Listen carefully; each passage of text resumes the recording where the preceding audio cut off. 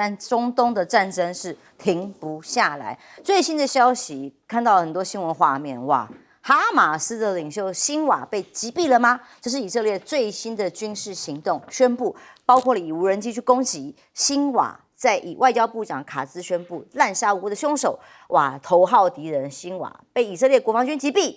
这是去年在10月7号以这个为名目嘛，才为以色列发动战争、大屠杀跟暴行，应该以他为负责。画面我们可以看得到，透过媒体还有他们所公布的画面，就在这个房子里头，坐在椅子上是他最后的身影啊。辛瓦死前据说还根据这个以色列的情资说，他重伤了，还拿木棍去丢无人机，那最后还是身亡了。他死了之后会影响什么呢？会让战事有机会停止吗？拜登立刻公开的宣称，这是美好的一天。死了很多人美好的一天，是不是这个所谓的美好的一天，在拜登口中，他说恐怖分子都逃不过制裁，但现在死的人真的是不止辛瓦，有多少的平民老百姓，4万以上的伤亡。那么美国跟全球而言是美好的一天，这样中东就可以结束冲突，达成和解吗？听听到底以色列怎么说。纳坦雅胡说，对，我们今天开始，明天就可以停止战争，只要对方丢下武器，只要人质都交回来。但是无论如何，他怎么说，其实结论就是还是不会结束嘛，因为没有丢下武器，没有立刻把人质交回来，只是为中东提供了和平的机会。战争没有结束，以色列会继续打下去，直到人质都归来。土地都归大以色列的，那其他的国家通通归他所有吗？哈马斯领袖死亡之后，我看到伊朗的部分群情激愤嘛，也有很多的民众上街去抗议，跟说要捐款。真主党宣布对以色列的战争启动新升级。当然，我们不知道真主党还有多少这个战力跟影响力，但他的宣布表示他没有要放弃。数百名战士准备好，能够应对任何以色列对南部黎巴嫩村庄的地面入侵哦。因为以外媒报道来说，以色列现在不只是陆战陆军进攻轰炸之外，他连海军都动上了。海军第一次说参与了攻击黎巴嫩真主党的目标。那这个位置是对于南部真主党目标袭击的目标，发射器、军事阵地、武器库，用海军来加以攻击。而伊朗则说，辛瓦之死更强化了反抗的精神，不是让战争结束，而是让他们群情更激愤。以色列也传，近日先前伊朗不是攻击了以色列，大部分被拦下来，但以色列还是要回击伊朗。什么时候展开报复行动不知道，但的确在伊朗街头看到了很多为这个所谓的辛瓦被形容成凶手的这样的人，为他不平的声音，是不是真的会对立越来越深？根本不可能要停的意思。所以打黎巴嫩不够，还要打叙利亚哦。以色列说准备要建立一个缓冲区，目标从戈兰高地开始，一直延伸到了这个苏维达战略地区的缓冲区，越来越大。所谓的大以色列要控制包括叙利亚南部的行动地区，这个地方有美军在耶，但是他意思就是说要把美军包括所在的位置都要归为所有，由他来做控制吗？那么欧盟怎么看？欧盟一直认为这个以色列的攻击过当，欧盟16个国家也准备说要对以色列施加最大的压力。怎么样施加最大的压力呢？现在其实看不到实际的作为啦。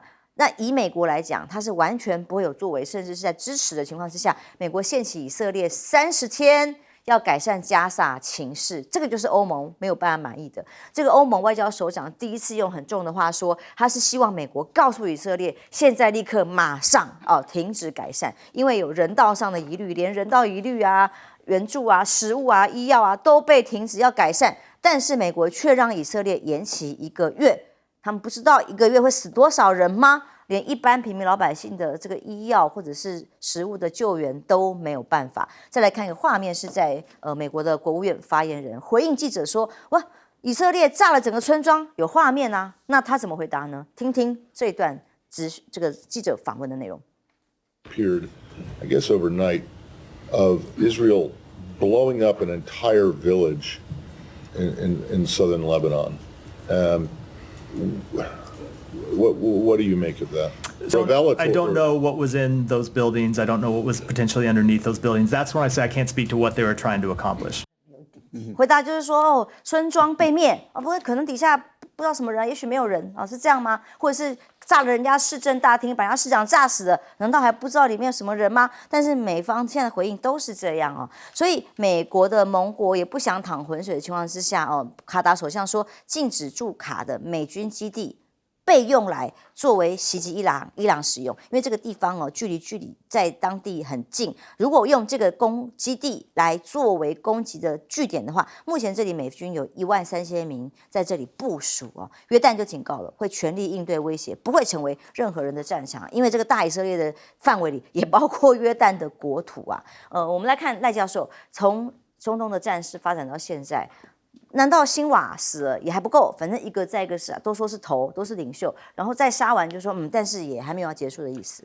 看起来以色列是没有要结束，但是欧洲很多的国家的领袖都在问以色列的内塔尼亚胡，你还要再打下去吗？你的仇已经报了，不是吗？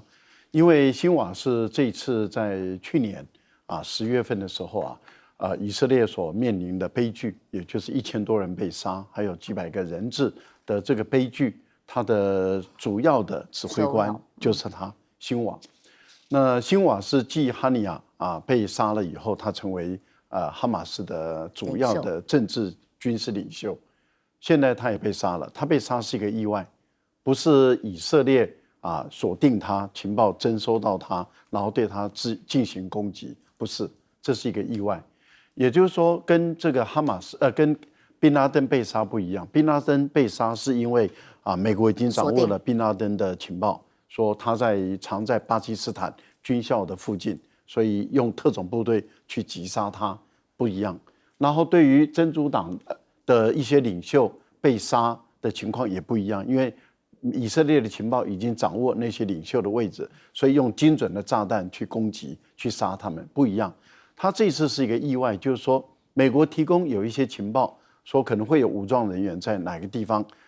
也就是说，在以色列的在加沙地区的南部，后来被以色列的军方发现了，一个营长发现以后就下令就开火，所以不知道那一位人士就是辛瓦，所以他们是火力集中攻击以后发现有3位的人士，有2位在帮他前面开道，另外1位在第3位，他们就一直用火力攻击。然后就在楼房间的层楼之间，然后把他们隔开了。那最后，这个辛瓦被发现，他的右手背被炸掉了，只剩下左手背，就瘫在那个沙发椅子上。然后无人机去了以后，他把无人机再丢，接着以色列就下令用轰的，所以等到他被发现的时候，他的尸体全身都是弹孔都是炸弹的碎片。然后最后是用 DNA 的方法看他的牙齿来确定，对，确定了他就是辛瓦。那当然，拜登马上给内塔尼亚胡打电话祝贺他，说恭喜你，那此仇已报。那问题就在于还要不要再打下去？那欧洲的很多国家就是说够了吧，适可而止了吧？对，你仇已经报了，但是内塔尼亚胡很明显的还要继续打。那现在的情况是这样，人质会不会处于更危险的一个状态？因为有没有可能哈马斯他们为了要复仇，然后对于人质下杀手所以人质的安全我们更忧虑了。是。第二个呢，就是继位者马上又会上来，然后继位者你的对他的了解跟情报越来越不能掌握的时候，那哈马斯的攻击会不会更显得你无法掌握了？这个都是未来的一个变数，谁也不知道。所以我觉得目前以色列跟加沙的这些地区的仇恨越结越深，而越结越深的情形下，我们也看到了黎巴嫩的真主党他们要反扑的力道越来越大。那换言之，也就是说，从原本的锁定在你军事的基地作为打击对象，会不会开始扩散了？对于你以色列的所有的平民百姓的住宅区开始进行打击？那这样的一个情况，会不会战争又开始蔓延扩大？然后跟伊朗的这个报复行动，也就是伊朗说你不准给我报复，那如果你给我任何报复的话，我将会更加猛烈的报复，而更加猛烈的报复会不会摆脱只在于军事基地？那会不会再扩大？我觉得中东地区的战火目前看起来完全没有停火的一个迹象。更重要的地方是在于以色列利用这一次的冲突，在蚕食鲸吞不属于他的土地。乔舰长，我们看到啊，这个以色列击毙了哈马斯的首领辛瓦啊，那这件事情呢，拜登怎么说的？这是美好的一天。那如果现在正在选举中的贺锦丽他怎么说的？他说这一刻赋予我们机会，然后加萨的这个战争终于可以结束啊。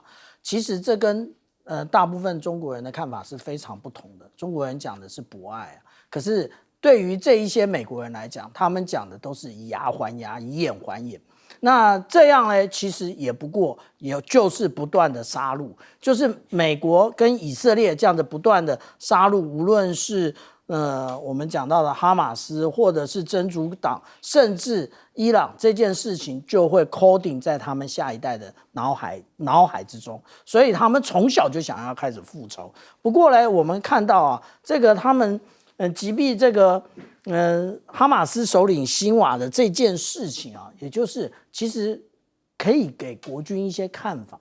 也就是现在战争形态其实是如此，他们一直讲说，哎，要打这个什么，城镇战。你有看到他们打城镇战吗？打成这样算是城镇战吗？不是，他们打歼灭战，而且歼灭战，对，歼灭完之后呢，他们还会用无人机进去扫荡每一个空屋，才发现这里面有一个人。那他们其实第一时间也不知道这是辛瓦，那只不过辛瓦丢了那个铁棍子，然后他们不断的确认，透过牙科的这一些证明啊，或者是他们的外貌啊，他过去曾经被捕了，所以 DNA 存留的来源，对，所以可以比对的出来了。那不过我们要这样子讲啊，也就是这一次又证明了布林肯当初说的，如果啊你不上桌面，你就变成菜单了。那就是美国跟以色列的菜单，美国当然不会开罪以色列，以色列是他的小祖宗啊。不过我们要这样子说啊，如果现在以色列的这种想法，也就是在黎巴嫩的南部建立缓冲区，然后在戈兰高地建立缓冲区，那我请问一下，那乌克兰跟俄罗斯的战争，俄罗斯可不可以要求他们在这4个省也建立缓冲区？那这件事情就开始考验你是不是双标。如果以色列可以，那俄罗斯到底可不可以？那另外呢，我们看到这个国家安全顾问那个苏利文讲说，这件事情啊，那个美方人员并没有参与啊，你不用参与啊，你就不断的提供装备啊。那也就是说，我们看以色列跟美国到现在为止啊，他们其实才是真正让整个中东、整个国际从2次世界大战结束以来，国际法的秩序瘫痪的主要的凶手。所以敌人的命都不是命啊，敌人的人民的命也不是命啊。荣明姐，从美国的总统拜登的反应哦，你当然第一个他看到辛瓦这个意外死掉被炸死了以后，他当然要说这是美好的一天嘛，因为从美国长期的西方国家在对抗恐怖分子来说，这他当然是他可能唯一的合适的反应啦，在西方世界跟西方媒体的范围。但是呢，就像我们传统的老话讲的，冤冤相报何时了？哈，拜登另外一个希望是说，他说辛瓦死了有助停火，会吗？如果冤冤相报何时了的结果呢，他可能点燃怒火啊，对不对？尤其是这个美国的媒体啊，《New York Post》《纽约时报》呢，他去访问了一个哈马斯专家，哈。这个哈马斯专家呢，他就分析，他说辛瓦死掉了之后呢，可能有5个人有可能接班。那他排名第1个的，那当然这个是这个专家的一个观点啊，那他也只是专家之一。可是我觉得他的讲法呢，值得参考。就说他讲说，第1个有可能接班的人呢，是辛瓦的弟弟。好。为什么呢？因为第一个，他那个辛瓦的弟弟呢，本来就是说没有像他这个哥哥，好像一直在领导的位置，然后比较活跃。可是呢，他其实是掌握了他们很多部署跟内情的人的第一个。第2个呢，因为辛瓦这个名字在他们那个族群里面是大族。大家要知道，其实巴勒斯坦哦，他们会造成跟以色列一直处在非常悲情的状态哦，跟他们内部都是那种不足的。当时巴勒斯坦发生了很大危机的时候，他们还必须14族到北京去开一个会啊，他才能够彼此之间和解。所以他是这种状况，所以辛瓦对他们那种部族啊 tribalism 的这种情况呢，辛瓦这个名是有意义的。好。那如果真的是他的弟弟辛瓦的弟弟接班的话，那他们的观念是什么？报仇。对，以血还血，以眼还眼。而且他的报仇呢，非常有可能采取的方式呢，刚才赖老师也有提到了，就我们大家现在很恐慌的，就他可能会杀光人质。好，杀光人质的后果是什么？断了你所有和谈的路。那真的啊，冤冤相报何时了？我觉得就是这样的事件给大家的教训吧。接下来我们把焦点看到加拿大跟印度哦，因为加拿大跟印度之间的一个冲突点是在于一个，是不是在印度派人在加拿大的国土内击杀公民这个事件已经吵了1年多了，但最新进展是因为杜鲁道10月16号出席了这个自己国家的听证会哦，就指控印度在加拿大领土谋杀了这个加拿大籍邮的公民锡克教领袖，当街把他杀掉。尼贾尔这件事情，他言辞批评印度犯下了可怕的错误。因为他14号出席的时候，他曾经在公开讲说，有明确的证据。可是这次听证会他讲的话是什么？他说他是因为收到了非常清楚的情报，印度参与了谋杀。但是呢，当加拿大私下要求调查等等的，那有没有证据呢？我们有的是情报，而不是确凿的证据啊。所以他就讲这句，因为没有证据被抓到印度的语病，然后印度就说你没有证据，为什么说我们杀人呢？虽然这种传闻那么久，其他邻国印度跟其他邻国关系也不太好，是不是有这种情报系统专门在暗杀？那印度立刻说你没有证据，为什么可以轻率行事，就加以谴责。很多印度媒体都来批评他说没有确凿证据却来攻击的这样子的一个做法哦。那损害呢责任完全在杜鲁道，因为双方已经互相驱逐的6名外交官啊，互相伤害啊，一直在1年多以来不停的互杠。那加拿大14号驱逐的包括高级专员等等6名这个外交官，印度也同样的报复。好，那印度跟加拿大的影响，怎么贸易到底如何？现在境况是两国的双边贸易价值是数十亿美元。加拿大拥有170万的印度裔人口，甚至更进一步来看，国际学生啊，很大来源都是印度，所以现在印度政府可能再一次要暂停发放签证，因为这个听证会的关系，双方的关系又紧张了起来。所以在很多外媒在形容说，加拿大的杜鲁道陷阱是什么意思哦？加拿大广播公司的报道里面讲的，自由党内阁又有4位的部长，从2015就跟他一起，同样在这个政府部门里面的4位部长级的人都已经决定宣布不参加下一次的联邦大选，不挺他就对了啦。这逼得他现在在党内还有在整个媒体民调上都是很低的时候，又要不得不脆弱时期进行内阁改组吗？那随着民调的崩盘，现在传出来媒体报道说，连他自己所属的自由党都准备要把他干掉吗？大概有多名的议员这个礼拜在渥克泰华所出席的会议里面，至少有20个人公开的表明要签署声明，要求换人，要把杜鲁道给换掉吗？那当然，杜鲁道又跟中国大陆之间又被说是碰瓷哦，因为加拿大总理公开表达，这个反对党被中国渗透，涉嫌参与外国干涉，所以去年正式成立了一个所谓外国干预委员会，用来彻查说包括大选啊或各种的议题啊，就有中国介入的痕迹，要求加拿大安全情报局要去看守跟对待。那结果呢？这件事情到底被说成说谎，是因为相关的证据跟资料啊都。有名有姓的保守党议员这些人所谓讲出来的内容呢，后来都没有得到证实。但是重点是他一直以反中来进行这个游说，同时还说加拿大的华裔社区就是外国干预首当其冲的受害者，甚至提到中国在加拿大有设警察站，都是为了凸显中国政府好斗的本质。那所以呢，在外交政策上先抗中，又跟印度有冲突。好，那还有哪些朋友吗？东协。最近他特别亲自到了东协出席东南亚峰会，峰会上啊特别强调加拿大对这个地区有承诺的宣布加拿大会驻永贞和金边这些外交使团升级成为正式的大使馆，甚至还可能会有这个协助嘛，包括了。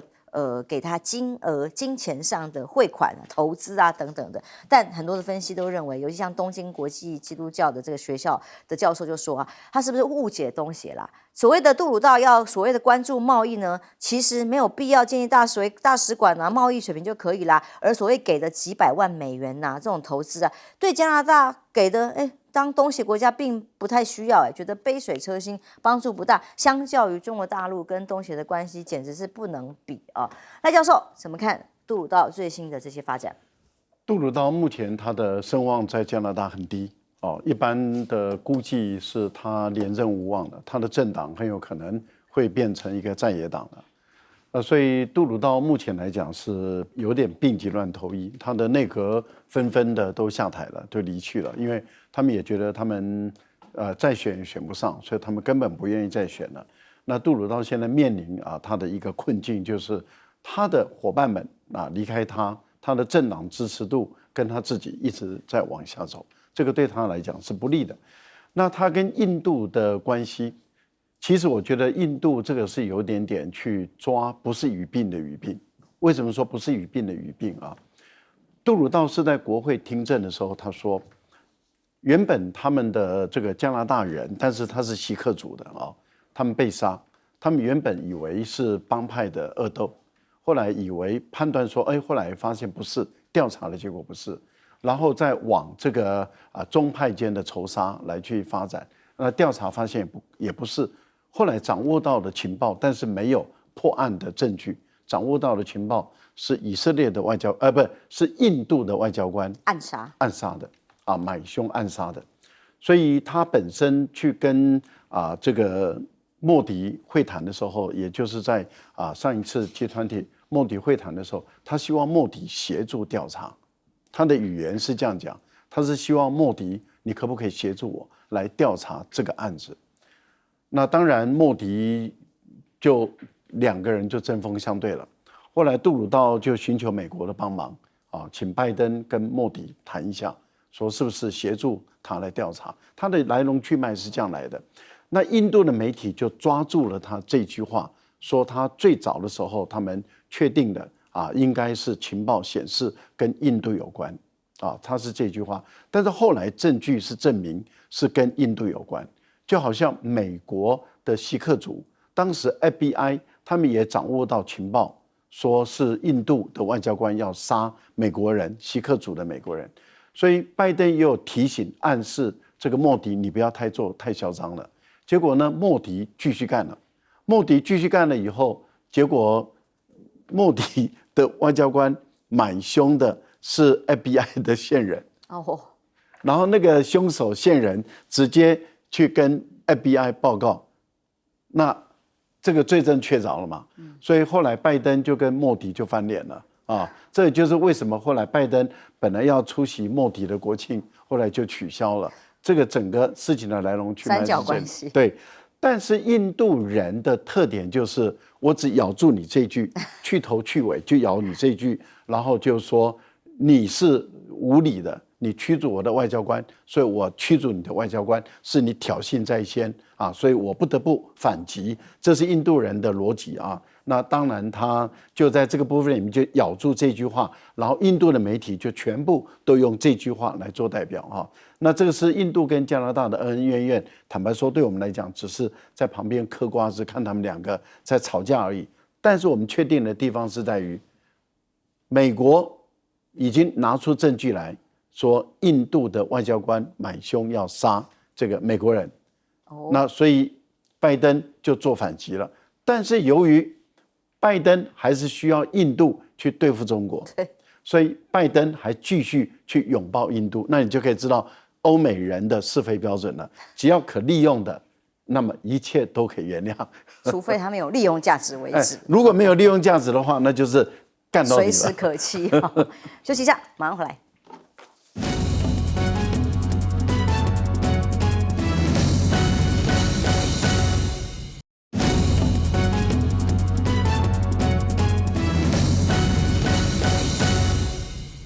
度呢，最近跟加拿大时有冲突，1年多以来互相驱逐外交官，同时呢，加拿大自己总理杜鲁道选情很紧急啦，很低迷，所以他跟东协去合作，寻求另外一方的合作模式吗？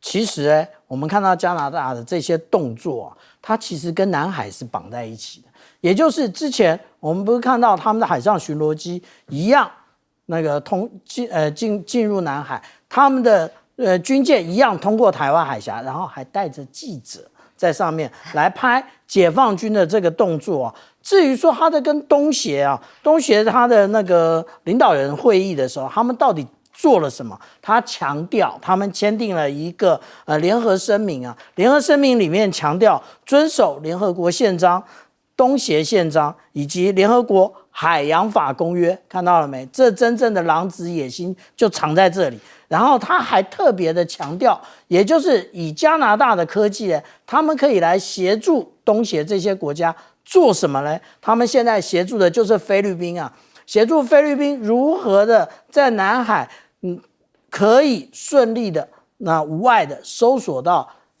解放军或者是中国海警的各种船只。所以我们这样讲啊，加拿大真的是来让南海变得更平静，然后让整个东协安然无事吗？其实不是，它其实也就是埋了各种的隐性、各种的炸药在里面，然后来策动这些东协国家跟中国大陆一刀两断。那现在我们看到的是菲律宾，当然他们还会继续的向越南下药，然后他们当然无法动摇，无论是柬埔寨啊，或者是泰国这些国家，可是他们总是蚕食鲸吞，慢慢来嘛。这个也就是刚刚上一节的时候讨论到说，整个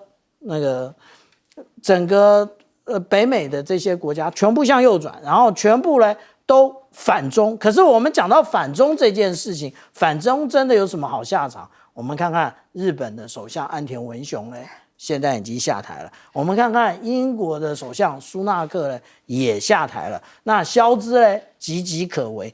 然后贺锦丽的部分，马上11月初就可以见真章。那其实跟中国大陆站在对立面没有什么好处的。休息一下，马上回来。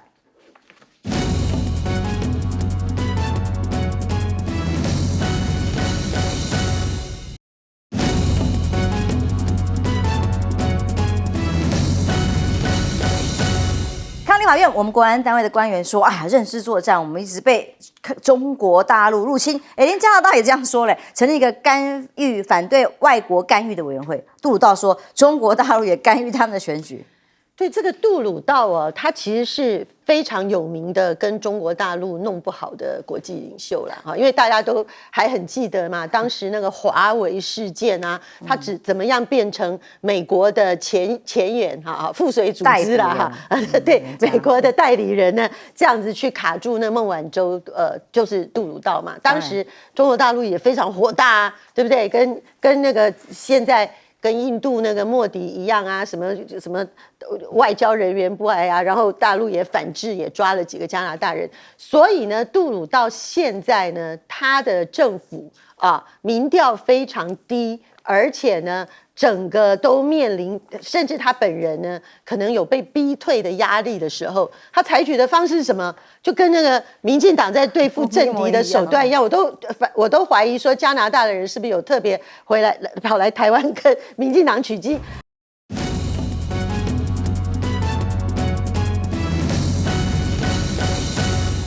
观众朋友平安，欢迎收看 TBS 新闻大白话，我是王晨秋。首先介绍这一节跟我们去讨论国际国内议题最新话题的来宾，第一位是国际政治专家赖岳谦老师。主持人好，观众朋友大家好。时事评论员李永平，浅秋好，大家好。前海军舰长吕礼士小舰长，主持人好，各位观众大家好。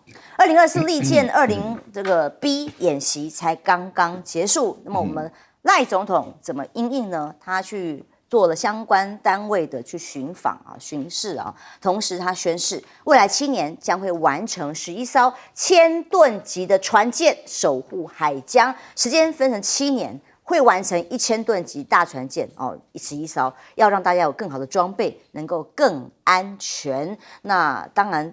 这个形容词是媒体观察认为的啦，在听取各种报告的时候，看起来还蛮疲倦的样子，爱困这样子。那我们才在立法院听到海巡署长接受质询的时候，他怎么说的呢？为什么我们的盾级差这么多？演习的时候，在对峙的时候该怎么办？他说啊，大不一定好用啊，尤其台湾周边的海域浅滩、浅礁多，大的过不来，所以海巡采包夹以数量来因应。可是其实数量我们真的比较多吗？那如果这样的话，那我们又为什么需要1000吨级11艘？又要多少钱？什么时候完成呢？解放军的利剑 B 哦，对于是不是摆拍国安会议这件事情，到现在还余波荡漾。前国防部视察卢德允说，像这张画面的照片公布出来，5点钟在中共对岸发布了演习的消息，8点钟我们说我们开了国安会议，然后照片公布出来，结果里头他认为反而更是国安危机。那他问为什么现场没有任何军事专业的军人在？参谋总长梅家树也不在，匪夷所思。然后谁来了？邱毅人在，然后再来呢？萧美琴跟正副总统跟赖清德同场在这个现场。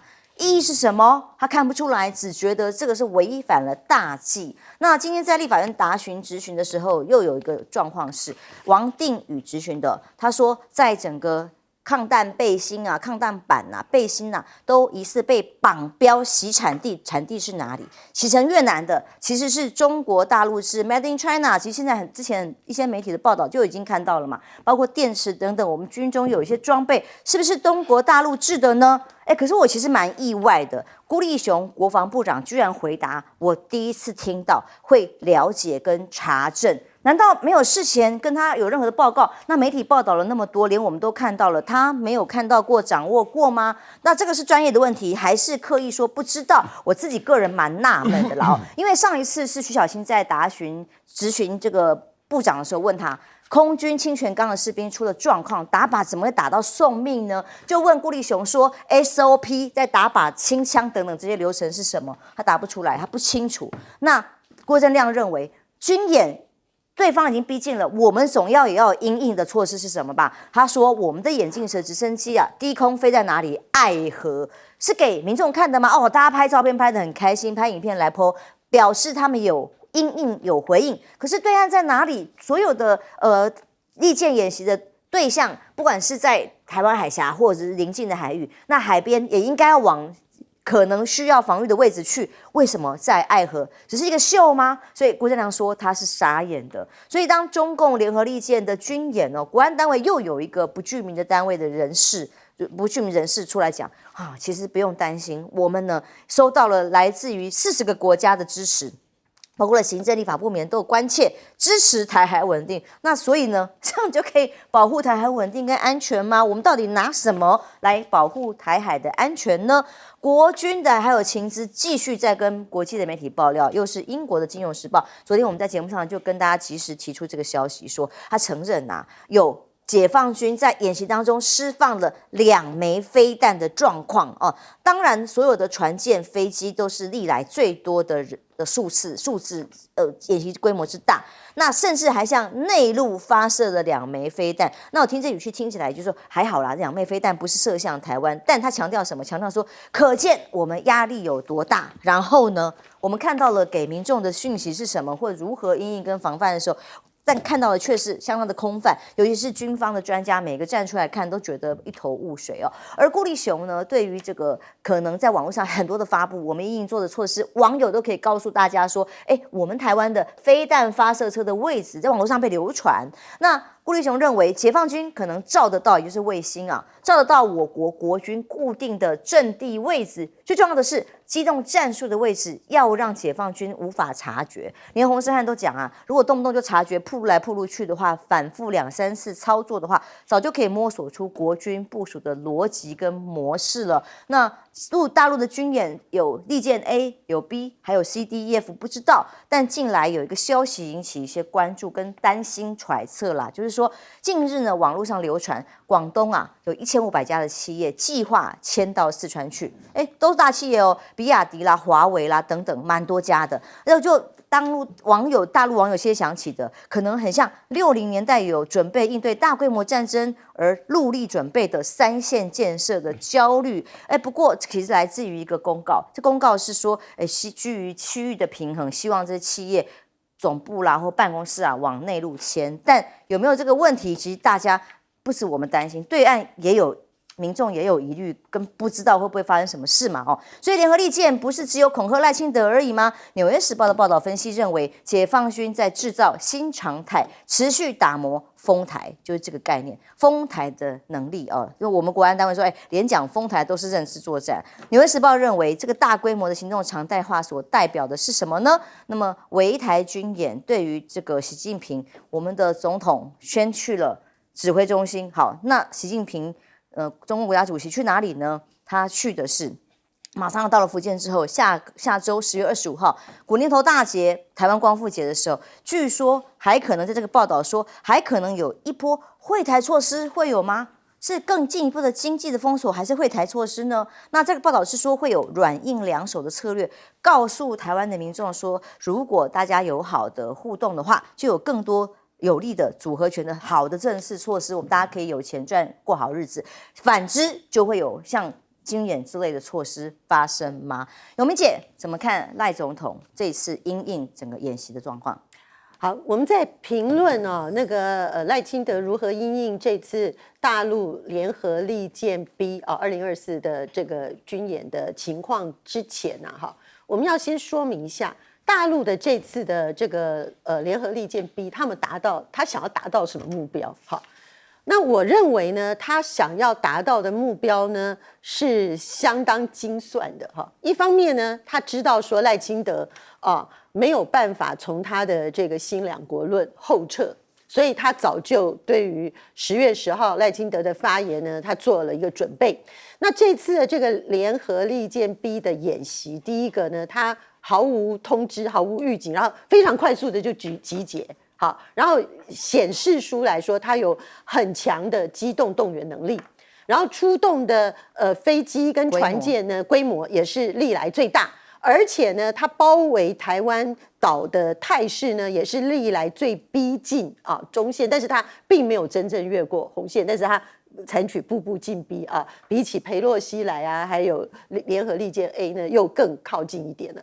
那但是呢，它同时因为它是针对所谓顽固台独分子呢，要表达一种这个不能接受跟不会放松的角度，也有要安抚大陆内部的鹰派声音的意思，但是它又不能够让台湾不支持台独的人台湾大多数的民众超过50%，接近60%的人呢，不能民心过分不安，所以他又不能够真的过度的，好像踩油门所以你看到这次联合利剑 B 很快的一天就立刻就结束，而台湾呢，有没有受到很大的惊吓？也没有因为那天的股市状况也不错，所以它其实是要平衡这两个，所以。中国大陆的目的呢，我们看得蛮清楚的。好，那现在就回来看台湾。那台湾的领导人又要展现出来什么，才能够让台湾的民众有所安心呢？第一个，你要不然就要政治上喊话，缓和情势，把情势掌控嘛。好，那这件事情赖清德有没有做呢？没有做。他强硬嘛，还是一个这种苦瓜脸嘛？讲到对岸，还是把他当成这个这个很大的仇敌上升的态势。脸书又好一点啦，讲要和平啦，要对话。他那天演说，只是他没有继续踩油门，可是他并没有后撤。好，那这个我觉得是赖清德并没有要给一个那个做法。然后呢，我觉得更严重的就是这个摆拍事件。因为这个摆拍事件呢，你让台湾的民众发现说你没有认真看待这件事，因为很简单，真正军演来讲呢，你起码要有军事专家，所以这就是为什么这个卢德允他会觉得说，连邱毅人都来了，梅家书为何不在？就他的这个问话灵魂拷问。你梅家树没有出现，你是顾立雄一个连打靶的 SOP， 连军中发生贪腐问题你什么都不知道的国防部长坐在你的对面，没有掌控住一天的军事，然后台湾面对这样大的压力的时候，那这个摆拍的风波还会继续的延宕。赖老师怎么看最新这个消息说，这个1500家企业我个人觉得这个消息我比较保留了哈。可能是大家想多了吗？我个人认为他对于这个大三线、小三线，就是讲的三闪动的那个时候的毛泽东时代的大战略，他的背景了解不多所以产生了这个误解。这个背景是这样的，当初这个中国大陆很有可能他们的评估可能会跟美国或者是跟前苏联，因为那时候是中苏的关系也恶化的时候，可能会爆发核战。那爆发核战对大陆来讲，怎么去面对这样的一场核大战，怎么办？所以他就必须要保存作战状态下的一个实力，那军工企业那就必须保存下来，所以就违反了，因为这是为了国家安全高于经济的发展，在这个情形下就发展出大三线的一个作战体系跟小三线的作战体系。那这个大三线、小三线他们都放在哪里呢？放在这个山洞。交通不是很方便，但是却有高度隐秘的一个地方，所以挖了很多的山洞，挖得很深。那这个地方就是我们叫做山闪洞，就是说放在山里面，然后分散的，然后藏在洞里面、洞穴里面，这个都是违反这个经济规律嘛。经济规律一定是要交通便捷然后这个矿产丰富，能够就地取材。然后在一个重要的交通枢纽要道中来发展起来，所以你会看到大陆的这个高科技的产业在广东、深圳、在福建，然后在长三角、珠三角然后在这个平津等这些地区，那就是沿海，让它出口方便。我个人认为，如果说有这种大企业的迁移，假设这次消息是真的话，那应该是大陆往这个欧亚的方向发展。的一种战略平衡的一个态势，它还是要符合经济规律的，所以我想这个是多虑了、多疑了、乱猜这个应该不会再发生。更何况大陆现在的防卫能力跟作战能力，那不是任何一个国家敢攻击它的。为什么？因为它本身具有强大的核战能力。没有一个国家敢在对于中国大陆使用核攻击，因为那个国家本身也要受到核攻击的一个打击。那你一般常规的导弹对于这种工业的大型的工业基地能够产生的伤害是有限的。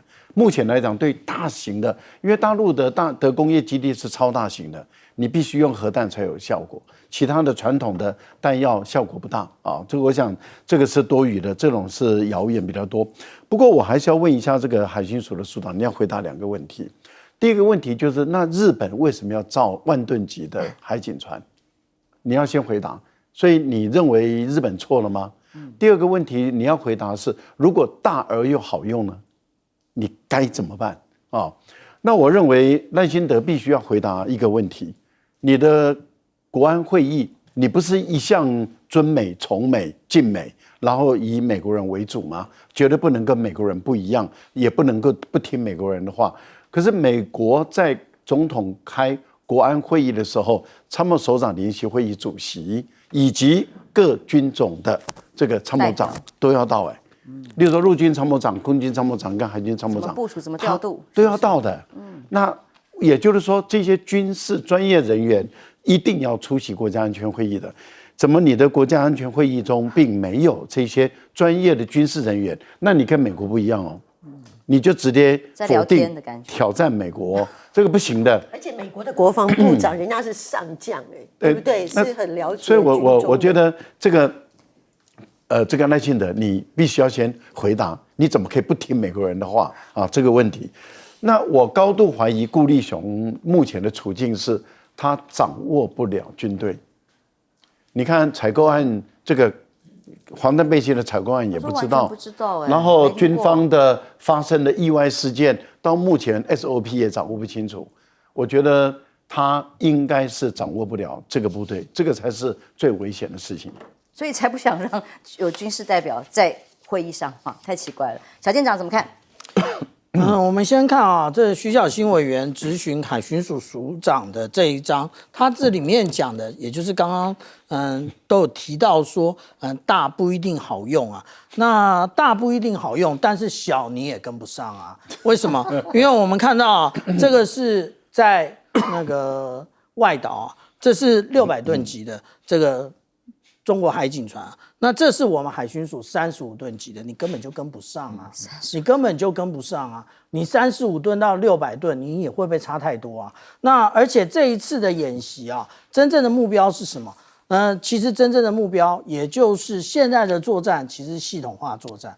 那系统化作战，所以其实啊，很多人在评比什么，歼16跟 F16比啊，其实那都是无效的。为什么？因为其实最主要的，现在是一个系统化作战的时代。那你要怎么样发挥 F16或者是歼16的能力，都是在一个各军种协同的里面啊。那这一次最主要的，我们看这么多的国防部的资料，其实最重要的在这边呢。他说作战舰艇解放军有17条，那中国海警呢，如果说扣掉外岛的5艘，那其实呢，那它一共有17艘，扣掉外岛5艘，剩12艘，也就是一共有29艘的军舰。可是我们中华民国台湾到底有几艘的主战舰呢？26艘，所以26艘还要全体出动哦，你不能维修哦。那所以我们这样讲，我们的数量就是不足的嘛。那我们刚刚讲这个系统化到底是什么？那这是那个美国的战争学院比较之前的一张图，所以有的长官已经调职了，有的长官已经过世了。那我们不讨论，我们直接讨论他的